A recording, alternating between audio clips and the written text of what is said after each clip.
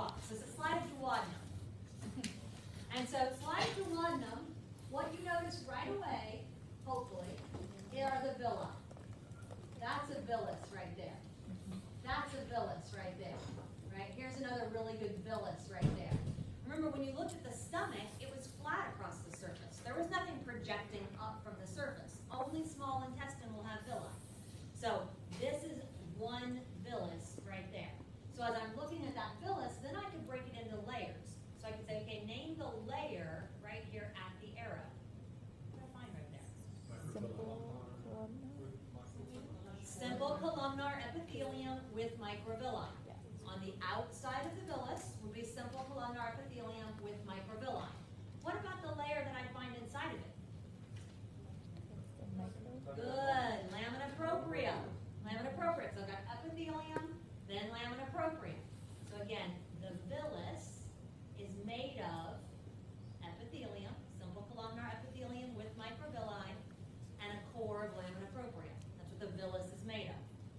But then if I look at this, I can see that my villus goes up, right? But then I also have these things that are going down into the tissue. So this right here, or this right here, or this right here. Those would be intestinal crypts, or intestinal glands, because they're going down from the surface rather than going up from the surface. So villus, intestinal gland, intestinal gland, intestinal gland. Now inside that intestinal gland would still be simple columnar epithelium with microvilli, because it's going up the villus, then going down into the tissue. See if we can follow one that does that. So right here, I go up the villus with that epithelium, and then I follow it down, and it goes down into that gland. It's the same epithelium, just going down instead of rising up. What would I be finding as this layer here? Lamina propria? Yeah, lamina propria. It's still lamina propria in between all of those intestinal glands. So it's lamina propria up inside the villus, but it's still lamina propria down here between the intestinal glands as well. Be really careful on a test, because I could put an arrow here and tell you trying to name that structure. You've got to first figure out what organ you're looking at. Otherwise, you could see where you could easily maybe say it's a gastric gland. It's not a gastric gland, it's an intestinal gland, because I'm in the intestine, not the stomach. So again, always making sure you know what organ you're looking at first. All right, what am I seeing as this little stripe that's going right through here? It shows up really nicely right through here.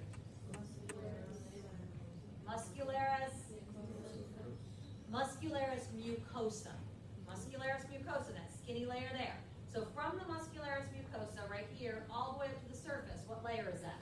Mucosa. Mucosa. What layer is this right here?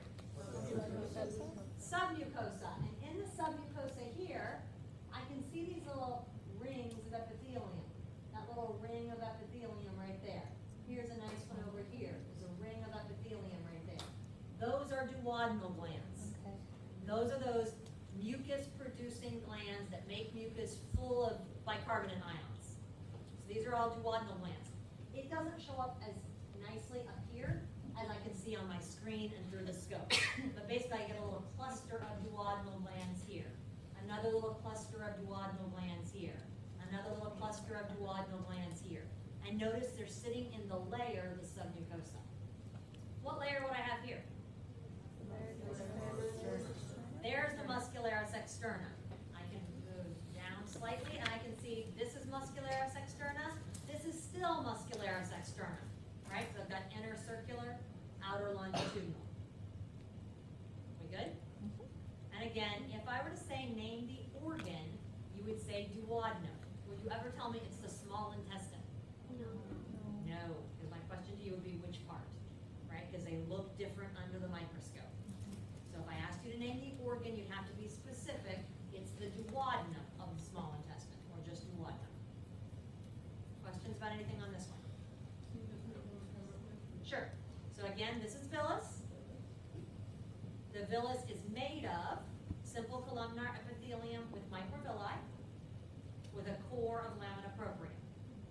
Then as I dip down from the surface, dipping down this direction, any of these structures like I'm seeing here, or here, or here, those would all be intestinal glands or intestinal crypts. You can call it either way. still seeing lamina propria between all of the intestinal glands. Then this layer right here, it's a skinny little stripe that's going left to right here. That's the muscularis mucosa. Below that, submucosa. Housed within the submucosa, duodenal glands. Then down here, muscularis externa. Again, the organ duodenum. So that was the first part of the small intestine. The next one to look at is slide 15, jejunum. The slide of jejunum is a weird little cut. So you're going to see some things like this when you put it under the microscope. Don't try to look there. If it looks all messy and unorganized, move around your slide. So I'm going to find us a good spot to look at. And that looks better right through here. And so what I'm seeing over here is, again, here is one villus. You see that's a villus right here? Follow it over, there's another villus right there. Follow it over, there's another villus right there. Another villus right there. So you've got all those villi. This would be the lumen. You've got some messy stuff in the lumen, ignore that. Right? That's just the way that got stuck onto the slide. What I'm trying to pay attention to is from the lumen down through all these layers of tissue. Yeah, so again, I had to look around though and find a good example of that. So here's the lumen. So as I go down from the lumen, here's the villus. The villus at the edge would be simple columnar epithelium with microvilli. In the middle of that villus, it's kind of washed out right here, but there would be lamina propria in reality filling in that space. So over here I can see some lamina propria that hasn't been washed out of there, right? Lamina propria inside the villus. If I go up, I'm on the villus. If I go down, I'm in an intestinal gland or intestinal crypt. Here's the villus, circle the whole thing. The villus is made of 2 layers of tissue, simple columnar epithelium with microvilli and lamina propria. Here's an intestinal gland. Outside and between the intestinal glands is still lamina propria. Then I see I've got this dark pink line going right across the bottom of the glands, muscularis mucosa. Next layer down, submucosa. And then I look through the submucosa. I don't see any glands. I don't see any Peyer's patches. Therefore, I know I'm in jejunum. So the first thing I do is I say, I see villi. If I see villi, it must be small intestine. Then I look down into the submucosa to decide which part of the submucosa, or which part of the small intestine. Only the small intestine had villi. The colon doesn't, the stomach doesn't, the esophagus doesn't, none of the other organs will. So as soon as I see villi, I know it's small intestine. Then I look down in the submucosa and I look, do I see duodenal glands? No. Do I see Peyer's patches? No. Therefore, it must be jejunum. Does that make sense to everybody, that process of elimination? Yeah. I'm trying to kind of take you through my thought processes so that you can figure out how to look at these and how to approach it. So this is submucosa. What am I seeing here? Good, muscularis externa, and that would be, all of this would be muscularis externa. Would the jejunum have a visceral peritoneum or an adventitia? Visceral? Good, visceral peritoneum. Would have visceral peritoneum because both the jejunum and the ileum are wrapped in visceral peritoneum and attached with mesentery. Only the duodenum is retroperitoneal. That was from lecture today. Yes, I know you haven't studied it yet, but just trying to give you some reminders. So that's jejunum. That was slide 15. So you notice with 14, 15, and 16, you get to review all the same parts. The only thing that's different is what's in the submucosa. All right, so on this particular one, I'm not sure what animal this came out of. I don't know. And sometimes they're not labeled. Sometimes it just says mammal ileum. So there's no way I can tell just by looking at that. Maybe somebody that's a comparative anatomist would be able to. I don't know. It's a mammal. The reason I mention that to you is because if I go to the opposite side of this ileum, the submucosa doesn't have any Peyer's patches. I would not do that to you on a test. Okay? So you know that you're looking at the ileum slide here, so go to the side side where you see those Peyer's patches. That's a Peyer's patch. They're huge. If they're present, you're not going to miss it. Okay? So I'm just pointing out to you that on this particular presentation, from whatever animal this was in, there were only Peyer's patches on one side of the ileum, not the other side. So go to the side that has the Peyer's patches. So as I'm looking here, so again, I can see this is a villus. So the fact that I see a villus tells me it must be part of the small intestine. Then I would go, let's jump down to the submucosa. Here's a Peyer's patch, this bundle of lymphocytes. Here's another Peyer's patch, bundle of lymphocytes. Therefore, this must be the ileum of the small intestine. So going through parts again. If this whole thing is a villus, the edge of the villus, simple columnar epithelium with microvilli. The middle of the villus, lamina propria. As I then dip down from the surface, they're a little harder to see down here, but I can see a nice one right there where I can still see a lumen. I can see a couple other ones that are nice here where I can see a lumen here and a lumen here. Those would be intestinal glands. What I don't see very nicely through here is muscularis mucosa. I know by location it must be running right through here. And that's also why the Peyer's patch isn't touching the bottom of those glands. It's because right through here, I've got a thin layer of muscle.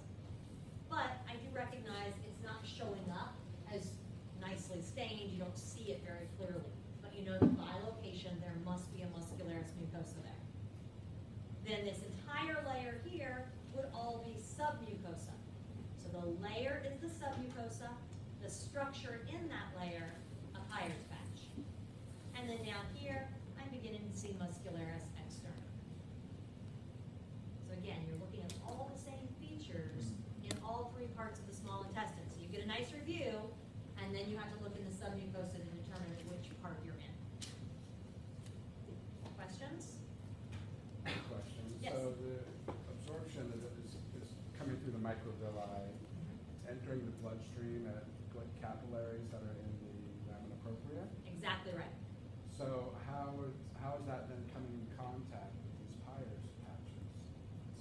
It's a good question, because when you think about potential microorganisms that could enter the tissues, do all microorganisms go into blood? No. Some of them are just going to literally try to invade right through the tissues. Yeah.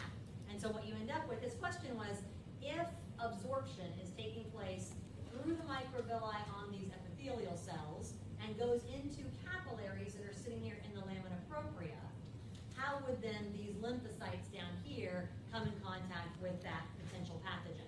They wouldn't. If that pathogen goes directly into the blood, they're not going to see it. What these Peyer's patches are looking for is any pathogen that gets through the epithelium and just goes into the connective tissue itself. Yeah. Yeah. Okay? Probably a lot of parasites and stuff. Certainly could be parasites, but it could also be bacteria. Yeah. Okay. So that's the ileum. So those 3 slides today. Yeah? Duodenum, jejunum, ileum. That'll be a nice then comparison to the stomach. You really want to make sure that you are recognizing stomach, duodenum,